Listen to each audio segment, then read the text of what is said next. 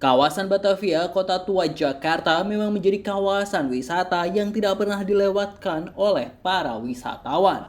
Bukan hanya wisatawan dalam negeri namun juga wisatawan asing, utamanya Belanda yang tak pernah absen untuk berkunjung ke sini.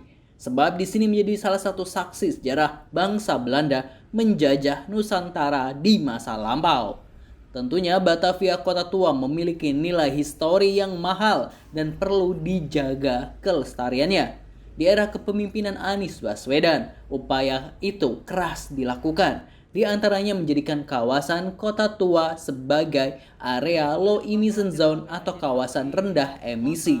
Tujuannya jelas untuk melindungi bangunan-bangunan di kawasan ini yang sudah berusia ratusan tahun agar tetap terjaga dan terawat. Kendaraan selain transportasi umum dilarang melintas di kawasan ini. Kendaraan pribadi parkir di Glodok atau Taman Parkir Kota Intan, lalu disediakan bus shuttle gratis Transjakarta GR5 menuju Kota Tua.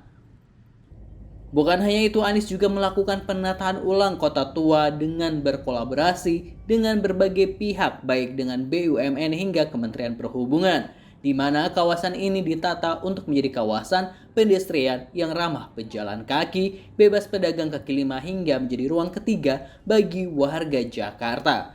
Harapannya tentu cagar budaya ini dapat dinikmati dengan bersih, rapi, dan indah. Revitalisasi pun selesai pada Oktober 2022 yang lalu, Anies pun sempat meresmikannya. Kawasan Kota Tua nampak lebih rapi, tertata, dan nyaman. Kita semua dapat merasakan hal yang berbeda ketika datang ke Kota Tua. Rasanya seperti benar-benar di negara Eropa dengan bangunan klasik khas Belanda yang mengelilinginya. Tentunya ini akan menambah kenyamanan, keamanan, dan kesehatan bagi wisatawan. Bukan hanya itu, penataan di kawasan Kota Tua juga bertujuan untuk menjaga, melestarikan, dan melindungi bangunan-bangunan cagar budaya di kawasan inti Kota Tua dari kebisingan dan getaran yang bisa merusak struktur bangunan lama.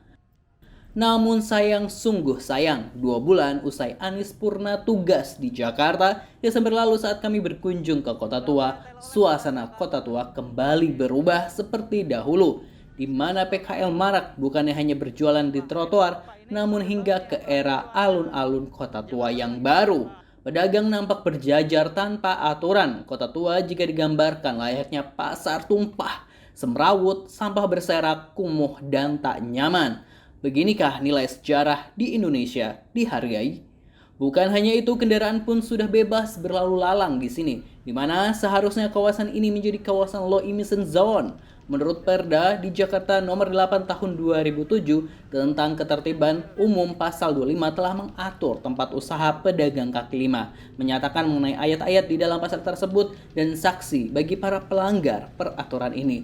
Tentunya perlu komunikasi lebih lanjut antara pedagang kaki lima dan Pemprov DKI Jakarta untuk menemukan solusi terbaik di mana antara kawasan bernilai sejarah harusnya benar-benar steril, mendapat perhatian khusus, namun juga dapat membangun ekonomi kemasyarakatan. Semoga segera menemukan titik temunya ya.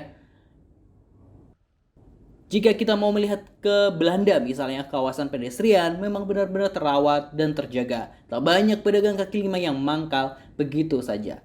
Kita harapannya Indonesia bisa seperti itu ya. Kita tunggu aja, wait and see. Jangan lupa di subscribe.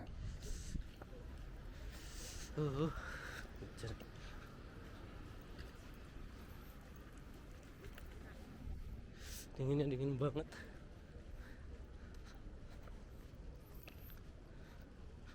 Pokoknya vlog ini sekaligus menutup perjalanan kita